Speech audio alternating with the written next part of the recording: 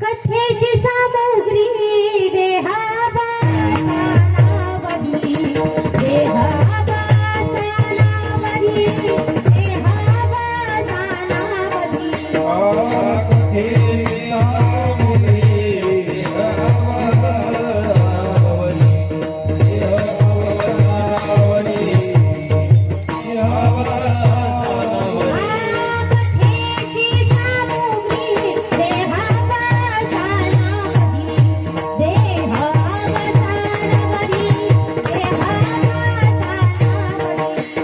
कथेची सामुग्री देहाबा सानावरी देहाबा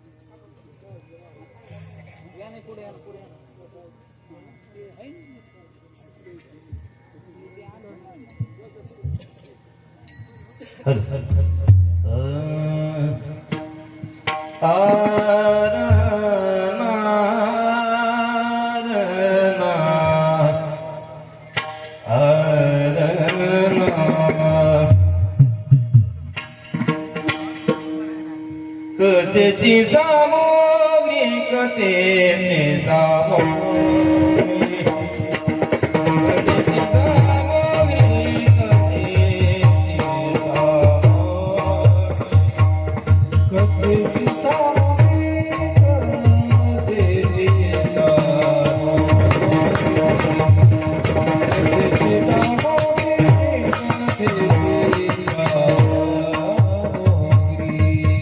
कथेची सामग्री कथेची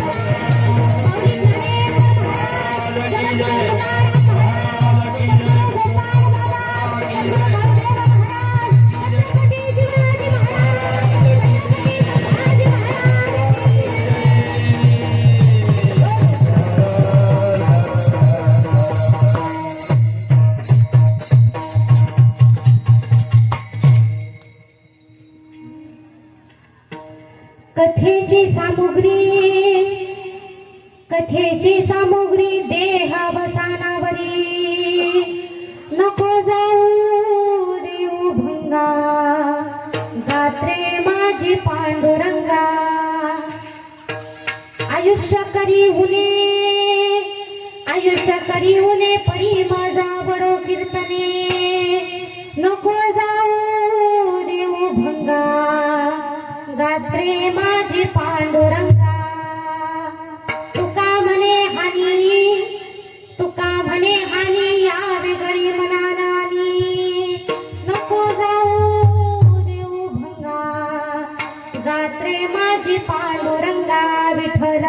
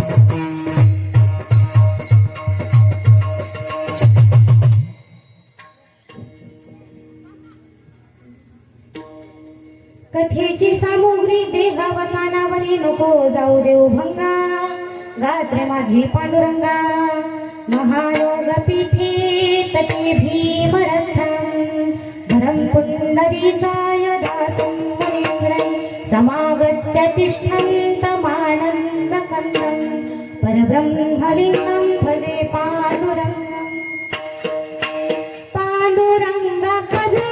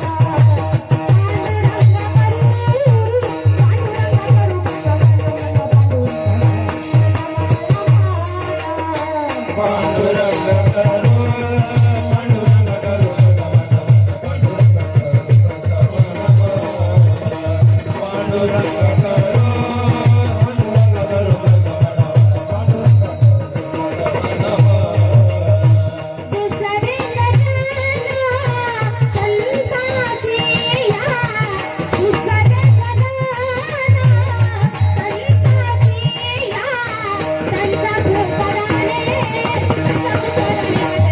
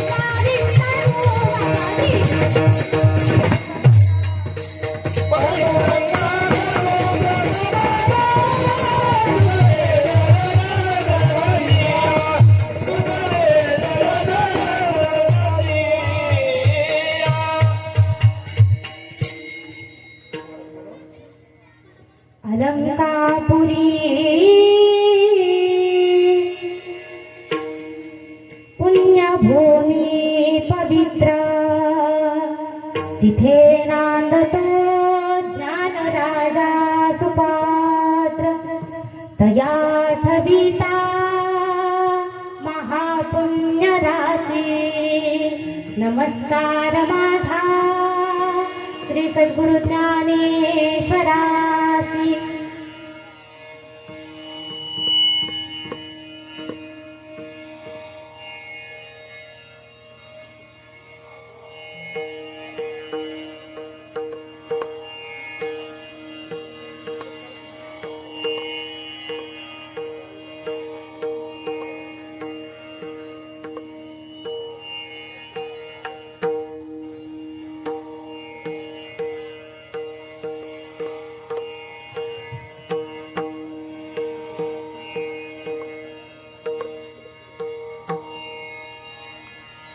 ओम नमो ज्ञानेश्वरा, ओम नमो ज्ञानेश्वरा, ओम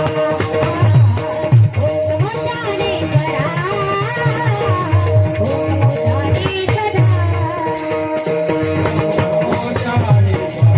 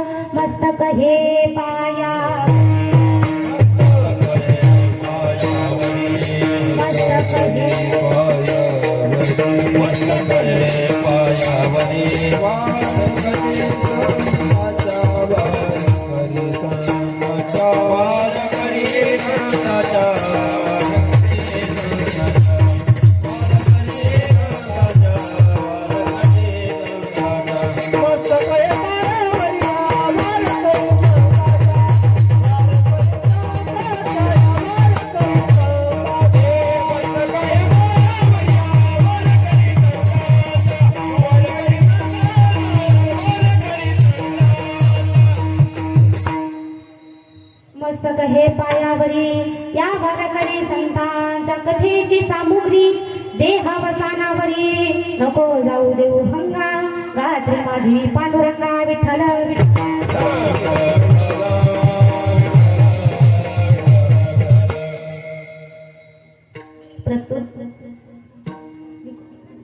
प्रस्तुत प्राप्त प्रसंगी प्राप्त स्थळी प्राप्त कीर्तन रूपी सेवेकरता निवडलेला अभंग देवमान्य संतमान्य जगमान्य माझ्या हृदयाच्या अधिष्ठान देहू निवासी वैराग्याचे मूर्तिमंत पुतळे जगद्गुरु तुकोबाराय यांचा 4 चरणाचा गोडाचा उपदेश करणारा आणि देवाकडे मागणी मागणारा अभंग सेवेकरता निवडलाय. विठ्ठला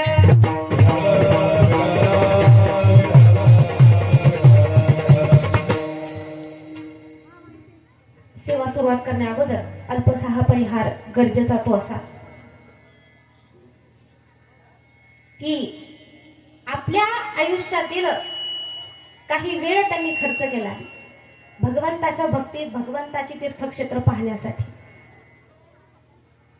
कारण खर्च केलंय असं म्हणण्याचं कारण असं आहे, कारण हे खर्च करणं प्रत्येकाला शक्य नाहीये आणि या संसारातून मुक्त होणं सुद्धा प्रत्येकाला शक्य नाही. प्रत्येकच नाहीये की जो संसार सोडेल, सगळी चिंता सोडेल आणि तीर्थयात्रा करायला जाईल. प्रत्येक नाही असं. कमी आहेत खूप असे की ज्यांना या संसारातून सुद्धा या संसाराचा मोह सुटतो. जे काही चाललं असेल, घरी कामं आलेली असतील नसतील, जे असेल सगळं सोडून आपल्याला चारधाम यात्रा करायची आहे, भगवंताची तीर्थयात्रा करायची आहे. जिथे जिथे भगवंताने लीला केल्या, अवतार घेतले, असं प्रत्येक तीर्थक्षेत्र पाहून त्या ठिकाणी जाऊन त्याचं महत्व जाणून घेण्याची इच्छा प्रत्येकाला होत नाही. पण असे आमच्या तुपे मावशींनी यात्रा संपन्न केलेली आहे. चारीधाम यात्रा सर्व तीर्थक्षेत्र जाऊन पाहिलेली आहेत आणि सर्व तीर्थयात्रा करून आल्याच्या नंतर हा जो सोहळा आहे, कार्यक्रम आहे, याला खरं तर सोहळा म्हणतात. हा मौंद्याचा सोहळा आहे आणि हा फक्त नवीन आजकाल निघालेला नाहीये. सुरुवातीला सांगण्याचं कारण की बरेच लोक म्हणतात आता कोण काय करेल सांगता येत नाही. हा सोहळा माझ्या माऊलीने आणि नामदेवरायांनी केला होता. याचं थोडक्यात वर्णन सांगेल. एकदा भजन करा विठ्ठल.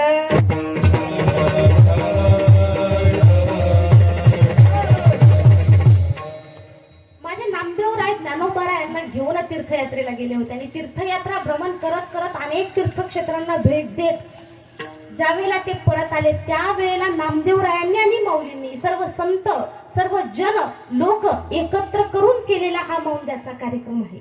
म्हणजे ही संतांची आलेली परंपरा आहे की चारीधाम यात्रा केल्याच्या नंतर आपण हा सोहळा करायला हवा, जेणेकरून नामश्रवण होईल, कीर्तन होईल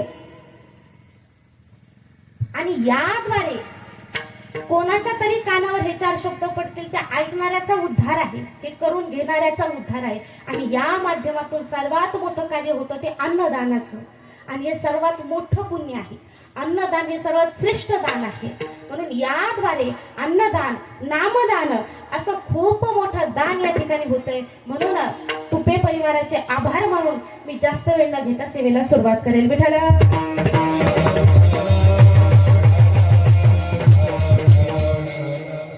कारण आपल्याला सेवा सुरुवात करण्यासाठी अगोदरच उशीर झालाय. बाकीचं सांगण्यात जास्त वेळ घातला तर तुम्ही परत म्हणाल नाही ताईला ते अभंगाचं काहीच येत नव्हतं, उगाच भरडत बस. लोक काय म्हणतील सांगता येत नाही. लवकर आलं तिकडून नाही म्हणतील, काहीच काम नसं उठल्या का निघून आल्या. उशिरावर तिकडून नाही म्हणतील, इतकाच उशीर कशासाठी केला, यांचा थाटच काय असतो. काय म्हणतील सांगता येत नाही. जसं आपलं चाललंय तसं ऐकावे जमाचे, करावे मनाचे. असं गोड असा कीर्तनाचा हा सोहळा आहे आणि या ठिकाणी तुम्ही सर्व जे उपस्थित आहात, वरून खरं तर उन्हाचा तडका आहे, ऊन लागतं, जास्त वेळ मी काही घेणार नाही. अगदी अल्पावधीमध्ये सेवा पूर्ण करण्याचा आणि अभंगावरती होईल तितकं बोलण्याचा प्रयत्न करेन. विठ्ठल.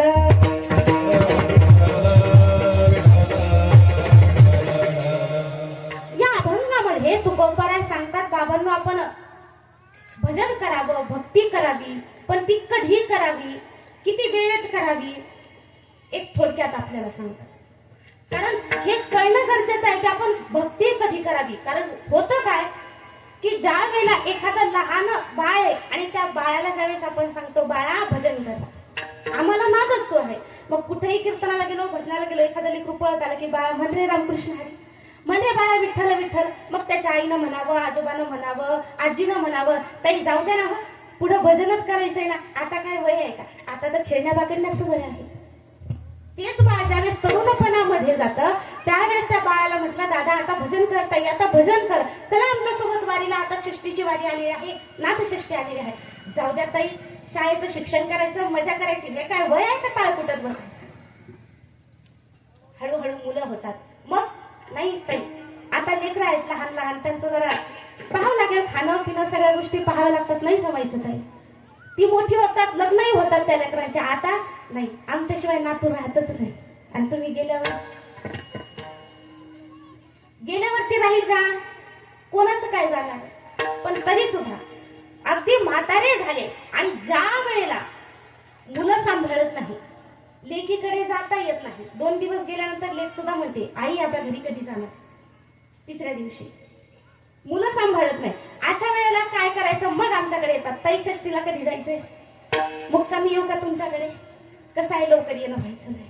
बरं तरी आम्ही म्हणतो चला आमच्यासोबत षष्टीला घेऊन जातो. मग ताई गुडघे दुखतात, पायाने चालायला जमायचं नाही. मग गाडीत बसायला चालेल का? बरं गाडीत बसा. बरं आमच्यासोबत छोटा हाती पिकअप केलेला असतो, मग त्याच्यात चढता सुद्धा येत नाही. शिड्या लावल्या, त्याला शिडी लावली की बाबा असं तरी आजीला बाबाला चढता येईल, तर पायरीवर पाय पडायचा तो मध्ये गेला, पडली आजी, काय करणार? परत आम्हीच उचलान घेऊन जा. सांगायचं कारण असं आहे की म्हातारपणामध्ये ठरवला पण परमार्थ करायचा होणं शक्य आहे का? नाही होत शक्य. राम राम म्हणानंतर बाबा म्हणतात लांब लांब, आता लांबच राहा. राम राम म्हणता येत नाही, पायाने वारी करायची, पाय दम धरत नाही, गुडघे दुखतात, पाय दुखतात, कंबर दम धरत नाही, आणि मग परमार्थ करायचा कधी? संतांचं माझ्या तुकोबरायांचं अगदी गोड प्रमाणे जवळ हे सगळं सिद्ध आहे. हात चालावया पाय तव तू आपुले स्वहित पाहे, तू आपलं स्वहित कशात येते पाय. आणि मग काय कर? तीर्थयात्रे जाय चुकू. संत सांगतात, आम्ही सांगत नाही. काय सांगतात? तुम्ही तीर्थयात्रा करण्यास चुकू नका. तीर्थयात्रा अवश्य करा, पण ही तीर्थयात्रा सुद्धा करत असताना त्या तीर्थक्षेत्राचं महत्व आपल्याला माहित पाहिजे. उगाच आज इथं मुक्काम केला, उद्या तिथं मुक्काम केला, उद्या केदारनाथ, बद्रीनाथ सगळे तुम्ही करून आला, पण हे कशामुळे स्थापन झालं, कशामुळे भगवंतांनी या ठिकाणी अवतार घेतला, त्याचं कारण काय, हे प्रत्येक कारण त्याचं महत्व आपल्याला माहित पाहिजे, तर त्या तीर्थयात्रेचा फायदा आहे. गाडीत बसल्यानंतर आपण घरी काय चाललं, घरच्यांना फोन करतो, कामं झाली का, असं झालं का, चिमणी राहती का, पोपट राहतो का, म्हणजे आपल्या घरची चिमणी पोपट, पिंट्या राहतो का, पिंटी राहती का, हे चिंतन. आणि गाडीतून उतरलं का मग कोणत्या ठिकाणी आलो आपण? मुळात ज्या वेळेस आपण प्रवास करतो, घर सोडून एका महिन्यासाठी, 1.5 महिन्यासाठी जातोय ना आपण, मग त्या रस्त्यामध्ये एक तर अगोदरच्या देवस्थानी गेलो होतो त्याचं चिंतन करावं की काय माहिती आहे तिथली, काय महिमा आहे, किंवा पुढचं जे येणार आहे त्याचं चिंतन करा. कुठल्या क्षेत्रावर जाणार आहोत, का भगवंतांनी तिथं अवतार घेतला, काय त्याचा महिमा आहे, हे केल्यानंतरच खरी तीर्थयात्रा सफल होते. माझ्या मौली हरिपाठात वर्णन करतात, त्रिवेणी संगमी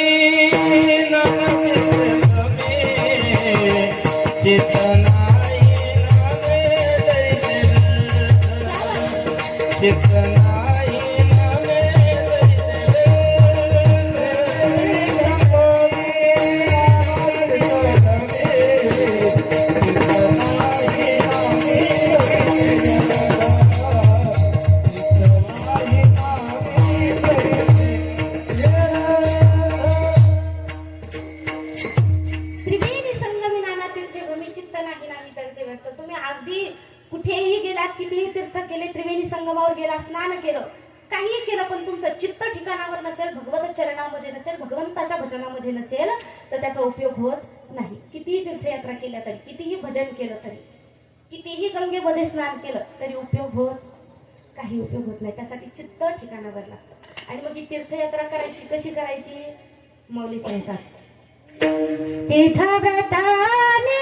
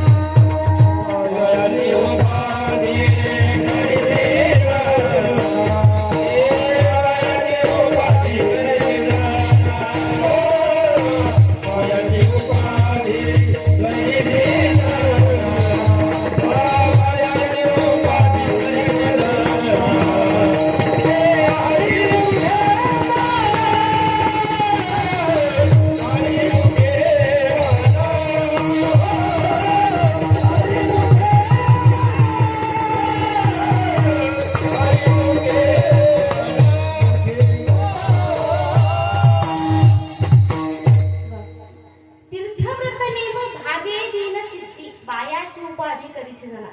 माऊली वर्णन करतात तीर्थयात्रा तुम्ही फिरतात, फिरा तीर्थयात्रा करा, करायलाच पाहिजे. पण तीर्थव्रत नेमाशिवाय तीर्थयात्रा केली तर त्याला उपयोग होत नाही. भावे विना सिद्धी, वायाची उपाधी करीशी जाणार.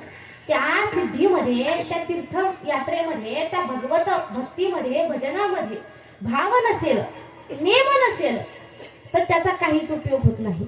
म्हणून भाव अंतकरणामध्ये असावा, त्याचा योग्य नेम आपल्याला माहित असावा आणि त्यावेळेस जी तीर्थयात्रा केली जाते ती सफल होते. म्हणून माऊली सांगतात तीर्थयात्रा करा पण नेमाने करा. कारण नेम करणारे भेटणं सुद्धा या कलियुगामध्ये अवघड आहे. माऊलींचंच हरिपाठातील प्रमाण आहे. नित्यने म्हणावे तो प्राणी दुर्लभ. नित्यने म्हणावे तो प्राणी दुर्लभ. नित्यने म्हणावे तो प्राणी दुर्लभ. नित्यने म्हणावे तो प्राणी दुर्लभ. नित्यने म्हणावे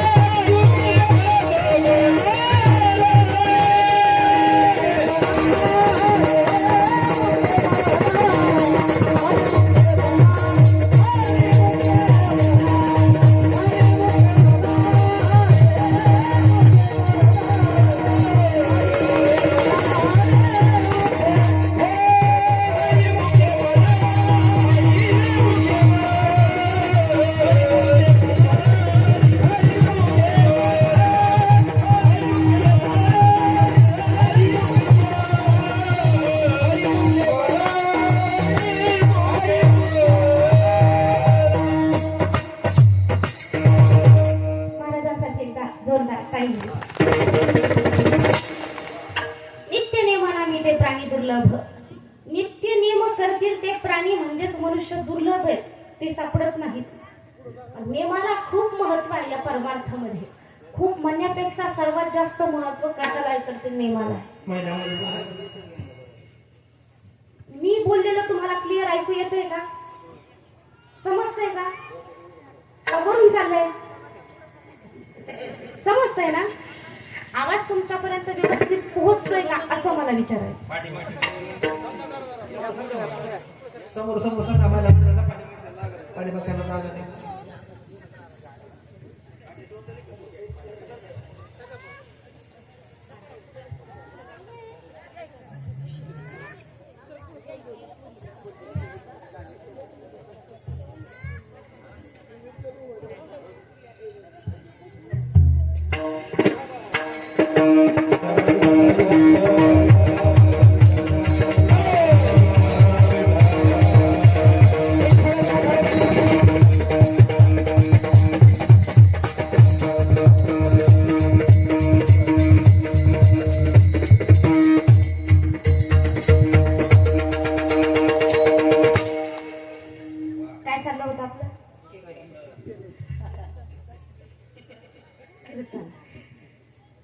ते तर मलाही कळलं. आता आम्ही उभा आहे, हे टाळकरी घेऊन उभा आहेत, हे मृदुंग वाजवतात, तुम्ही बसलेत म्हटल्यानंतर दुसरं नसन काही. मी नाव घेत नाही, दुसरं नसन असं म्हणायचं.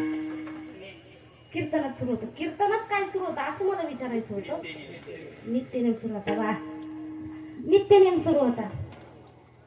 नित्यनेमाविना मनुष्य जो नित्यनेम करेल असा मनुष्य लवकर सापडत नाही, हे आपण सांगत होतो. का? सीझनी भक्त भरपूर आहे. कसे सीझनी म्हणजे सीझन आल्यानंतर भक्ती करणारे, परमार्थ करणारे, भजन करणारे, वारी करणारे भरपूर आहेत. त्यांना सीझनी वारकरी म्हणतात. पण नेमाने वारी करणारे, भजन करणारे, भक्ती करणारे क्वचित सापडतात. अगदी क्वचित.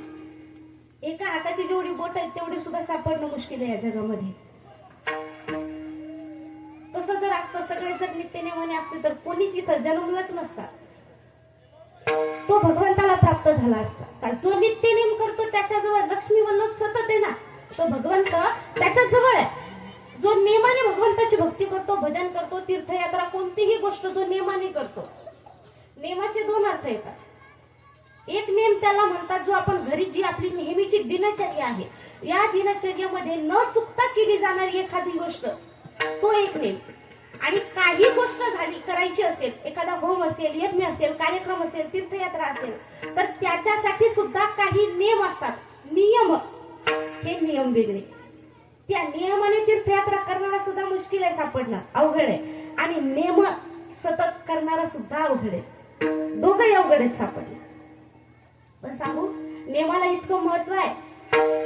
एक वारकरी होता. हा वारकरी एकच नेम त्याचा, काही जास्त करत नव्हता. 2-2, 3-3 तास पूजा करत नव्हता, काहीच करत नव्हता. पण त्या वारकऱ्याचा नेम असा होता, सकाळी उठल्यानंतर, बहिर दिशेला जाऊन आल्यानंतर, म्हणजे बाथरूमला जाऊन आल्याच्या नंतर आंघोळीला बसायचं, थंड पाण्याने आंघोळ करायचं. तर जुनी माणसं थंड पाण्याने आंघोळ करायची आणि तेच शरीरासाठी, आरोग्यासाठी चांगलं आहे. आंघोळीला बसल्याच्या नंतर तांब्या भरून घ्यायचा आणि तो डोक्यावर पडायला सुरू झाला की सुंदर ते ध्यान उभे विटेवर हरिपाठ सुरू व्हायचा वारकऱ्याचा. आयुष्यभर त्या वारकऱ्यानं नेम केला. कालांतराने तो म्हातारा झाला. नवे तो मरण पावला. मरण पावल्याच्या नंतर काय सांगते लक्षात असू द्या, नेमाचं महत्व सांगते.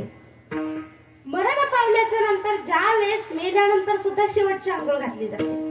ती आंघोळ घालायची तर त्या गृहस्थाच्या डोक्यावर पाणी वाटायला सुरू झालं आणि ते मेलेलं मढ हरिपाठ म्हणायला लागलं.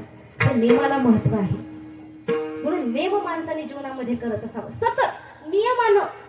नियम आयुष्यामध्ये खूप महत्वाचा आहे. मग जास्त काही करा असं मला म्हणायचं नाही. तुम्ही म्हणाल तरी हरिपाठच पाठ नाही, आता कसं करू? काहीच नका करू. सकाळी उठल्यानंतर रामकृष्ण हरी आणि झोपण्याच्या अगोदर अंथरुणावर बसलात की रामकृष्ण हरी, इतका जरी नेम केला तरी भगवत प्राप्ती निश्चित आहे. विठ्ठला